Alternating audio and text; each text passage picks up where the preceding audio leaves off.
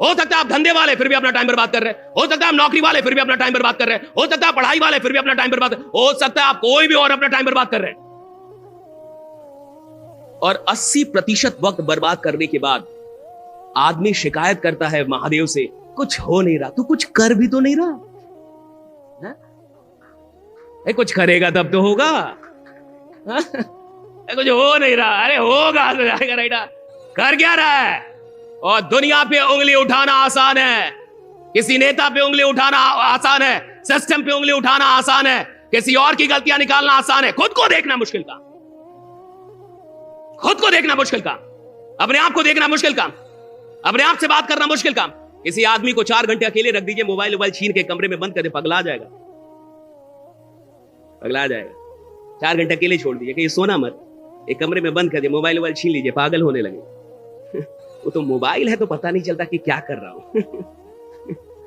पता ही नहीं चल रहा ना साहब, टाइम कहां निकल जा रहा है पता चल रहा है क्या? टाइम कैसे निकल रहा है पता चल रहा है क्या? आदमी कब हो गया 25 का उसको पता ही नहीं चल रहा। कब अब ये 25 जाने वाला, पता ही नहीं चल रहा। टाइम कहां जा रहा है पता कहां चल रहा है? इंसान अगर अपने आप से बातें करने लगे, इंसान अगर अपनी गलतियों को देखने लगे, उसको किसी कोच की आवश्यकता नहीं है, किसी मोटिवेशन की आवश्यकता नहीं है, किसी आदमी की आवश्यकता नहीं है। आप अपनी जिंदगी बदल स्वयं काफी है। शर्त इतनी है कि क्या आप खुद को देखने के लिए तैयार हैं?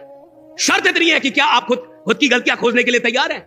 और आदमी हर चीज के लिए तैयार है, एक चीज के लिए तैयार नहीं है। क्या खोजने के लिए? अपने मिस्टेक्स। और गलती से अगर आपने उसको अपने मिस्टेक्स बता भी दिए तो वो क्या नहीं करेगा? कहेगा सर आप समझ नहीं रहे हैं। आप नहीं समझ रहे हैं। वो आप ही को समझाएगा, आप समझ ही नहीं रहे। आप हमारी जगह रहते तब ना आपको समझ में आता। आप नहीं समझ रहे, आप समझ ही नहीं रहे बात को। आप जो कह रहे ठीक है लेकिन इसमें मेरी गलती नहीं।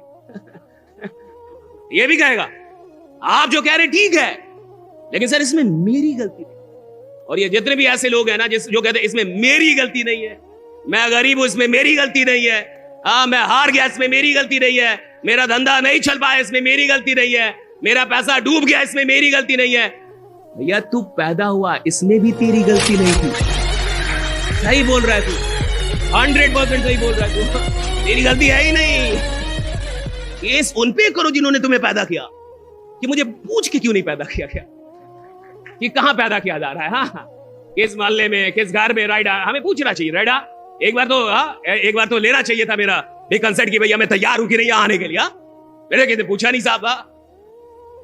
तो ऐसी प्रजातियां, देखिए ये जिंदगी है, बिजनेस नहीं है, ये लाइफ है।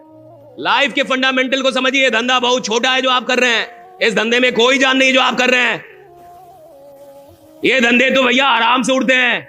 जो आदमी, एक ऐसा आदमी है अभी जो कहता है मेरी गलती नहीं है जी, मेरी गलती नहीं है जी, भैया वो जिंदगी में बड़ा आदमी बनने के लायक नहीं है। पहली बात समझ जाइए राइडा। अगर आप बार बार ये कहते हैं ना मेरी गलती नहीं है जी, मेरी गलती नहीं है जी, मेरी गलती नहीं है जी, तो महादेव भी एक दिन बोलेंगे मेरी भी गलती नहीं है जी। अरे ऐसे ही ऐसे ही रह जा। आदमी गरीब कब तक है? जब तक मान रहा है। आदमी डरा हुआ कब तक है? जब तक अपने आप को कमजोर मान रहा है। जिस दिन आप डरना छोड़ देते हैं उस दिन लोग आपसे डरने लगते हैं।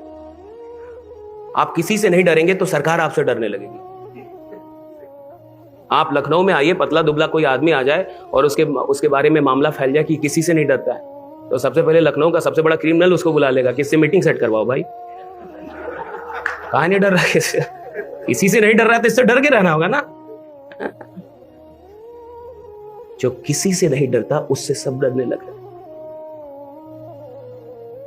दुर्भाग्य से आम आदमी इस देश का डरता बहुत है। उसको बड़ा डरा के रखा गया। पहले तो अपने बाप से ही डरता है। पहला डर तो घर से शुरू हो जाता है। उसको इतना डरा के रखे, पापा आ रहे हैं, पापा आ रहे हैं, ऐसा लग रहा है कि एटम बम लेके आ रहे हैं। पापा बाप आ रहा है। भाई इतना डरा के खाए रखा हुआ है। पहले ही डरने लगा। उसको मम्मी बता रही पापा आ रहे हैं। पढ़ने जाता है तो उधर टीचर से डर रहा है, डर ही तो रहा है। एग्जाम दे रहा है तो फेल होने से डर रहा है। नौकरी, जब सारी डिग्री मिल गई तो अब इस बात से डर रहा है कि नौकरी मिलेगी कि नहीं। नौकरी मिलने के बाद बॉस से डर रहा है, और शादी होने के बाद तो अब लोग ज्यादा डर रहे हैं। आप सब चालाक लोग हैं। अब तो उत्तर प्रदेश में अखबार में एक एड निकला था कि मैं इनसे शादी करने जा रहा हूं, अगर इनका कोई भी प्रेमी है तो 7 दिनों के अंदर मुझसे मिल ले, मेरा पता यह है।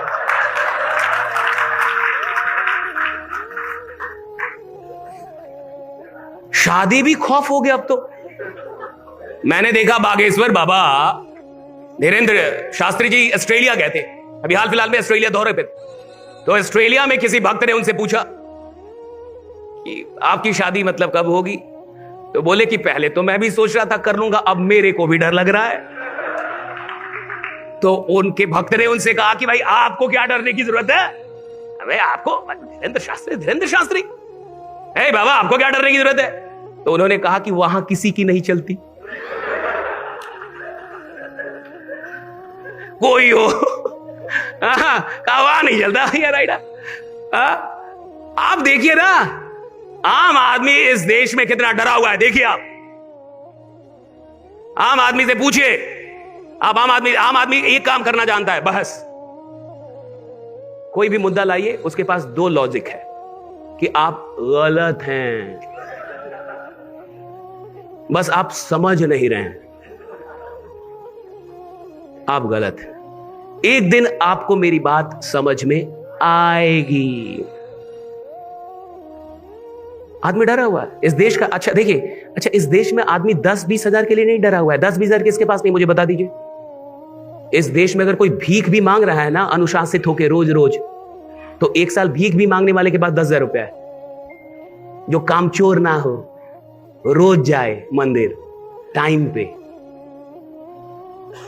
और ऐसे भिखारी है जो भीख मांग मांग के मुंबई में फ्लैट ले लिए। पढ़ रहे थे हम, आप भी गूगल कीजिएगा कि भिखारी जिसने मुंबई में फ्लैट लिया। भाई भिखारी फ्लैट ले लिया मुंबई में और आप अभी तक रेंट पे हैं, कुछ तो गड़बड़ है। मानिएगा कि नहीं मानिएगा?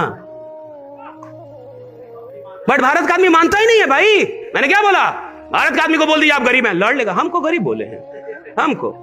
आपको पता है हमारे दादा कौन थे? भाई दादा थे, चल गए, तुम कौन हो? हाँ नहीं, चाचा मेरे विधायक हैं, चाचा ही रहेंगे। हाँ? तुम ना हो पाओगे। इस बात को आप समझिए। मैंने जब ये न्यूज पहली बार सुनी कि मुंबई में कोई भिखारी ने फ्लैट ले लिया, भले वो 20 साल ही मांग के लिया, 25 साल, लेकिन भिखारी मुंबई में फ्लैट ले लिया, ये बड़ी बात है भाई। ये सोचने का विषय है, ये चिंता का भी है और चिंतन का भी विषय है। इसमें दोनों विषय है भाई कि भिखारी कैसे ले लिया भाई। यहाँ 3 खानदान से मिडिल क्लास रेंट पे रह रही है, 4 खानदान से मिडिल क्लास रेंट पे रह रही है, और वो भिखारी फ्लैट ले लिया क्योंकि वो भिखारी अनुशासित होगा, रोज भीख मांगता होगा। मिडिल क्लास के साथ दिक्कत है, 4 दिन काम करेंगे, 5वें दिन का मोटिवेशन नहीं मिल रहा, आज मन नहीं कर रहा, आज मूड नहीं है, आज मौसम बढ़िया, पकौड़ी बनाओ, दुकान आज बंद रहेगा। तो इसलिए भगवान भाग्य भी बंदे रखते हैं तुम्हारा, रोज दुकान नहीं खोल पा रहे तो। मूड के गुलाम है, मिडिल क्लास मूड का गुलाम है, मूड का गुलाम।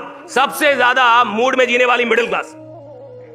इसलिए मिडिल क्लास को लगता ही नहीं है कि वो गरीब है भाई। तो कह रही है ना कि मेरा सर जो मन करता है मैं वो करता हूं। इसमें आदमी को कैसा फील हो रहा है? राजा जैसा। ठीक है ना, फीलिंग देखिए ना कि सर मेरा मन होता है मैं काम करता हूं, नहीं होता है नहीं, मैं अपने मन का राजा हूं। अरे तू मन का गुलाम है, तेरा मन नचा रहा है तेरे को, तू मन का अभी गुलाम है। और जो मन का गुलाम है वो बाजार का राजा कैसे बन सकता है? राइट, जो अभी मन का, वो कैसे बाजार का राजा बने? बाजार का राजा बनने के लिए मन पे कंट्रोल करना पड़ता है। मन जैसा कहे वैसा नहीं, जो सही है वो करना।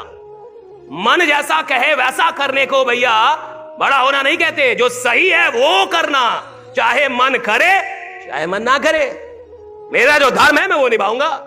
अगर व्यापार करना मेरा धर्म है तो व्यापार करूंगा, अगर रोज जाके लोगों से मिलना मेरा धर्म है तो मैं मिलूंगा, अगर रोज प्लान दिखाना मेरा धर्म है तो प्लान दिखाऊंगा, अगर मैं स्टूडेंट हूं पढ़ना मेरा धर्म है तो मैं पढ़ूंगा, चाहे मन करे ना करे।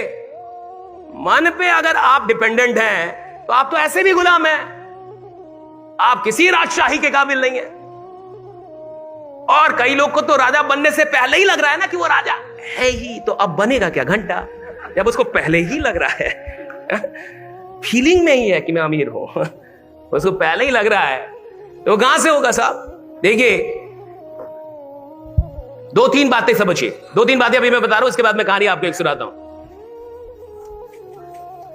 कोई अंदर से बद्दुआ तो नहीं दे रहा, गाली वाली तो नहीं दे रहा ना भाई? जो लेके आया था उसको दो।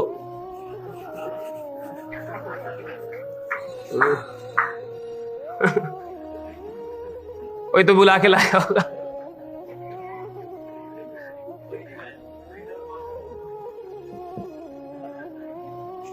पहले थोड़ा लाइफ को समझो भाई।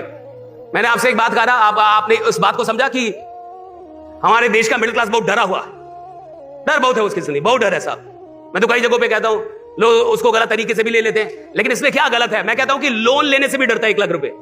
मेरा कहना है कि यार दो ही चीज होगी ना साहब, या तो डर डर के रहिए, और डर के रहना है तो बड़ा सपना मत देखिए इस देश में। मैं कह रहा हूं अगर बड़ा सपना देखना है भैया तो आपको डर को तो त्यागना ही पड़ेगा, और या तो आप छोटे छोटे सपने देखो कि भैया मैं आया, मैं शादी करूंगा, 2 बच्चा होगा, उसको पढ़ाऊंगा, उसकी शादी कर दूंगा, उसके भी बच्चे को खिला के तब मरूंगा। हो गया, खत्म, कहानी खत्म करो, इसमें ज्यादा झंझट नहीं।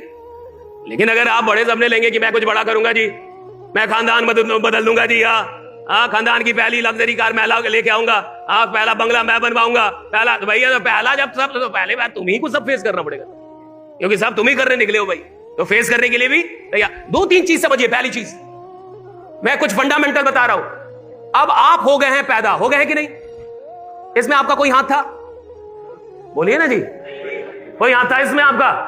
आपकी कोई गलती इसमें नहीं। अब आप पैदा हो गए तो आप मरेंगे, हां या ना? क्या आप कोविड से बच गए तो आप नहीं मरेंगे? मरेंगे ना आप, कि नहीं मरेंगे आप? आपका मरना तय है। कब मरेंगे आपको पता ही नहीं है कि कब मरेंगे। आपको पता है कब मरेंगे? नहीं मरे, आपको पता ही नहीं है ना, लेकिन मरना तो तय। तो फाइनली एक दिन आप मरेंगे, हां या ना? फाइनली एक दिन आप मरेंगे, हां या ना? इस हॉल में जितने लोग यहां पे बैठे 80 साल बाद होंगे, यहां पे कोई भी आदमी होगा, यहां पे 100 साल बाद कोई भी आदमी होगा। ये हॉल होगा, होटल होगा, लोग होंगे, चेयर होगा, दूसरे चेहरे होंगे, कोई और आके भाषण देगा, कोई और कंपनी चल रही होगी, कोई और प्लान चल रहा होगा, सब होगा, आप और हम नहीं होंगे। सही है गलत? जब एक दिन हम खुद ही नहीं होंगे, जब ये जिंदगी ही टेम्पोररी है, तो किसी डर को परमानेंट क्यों बनने दे रहा है, जब ये लाइफ भी टेम्पोररी है।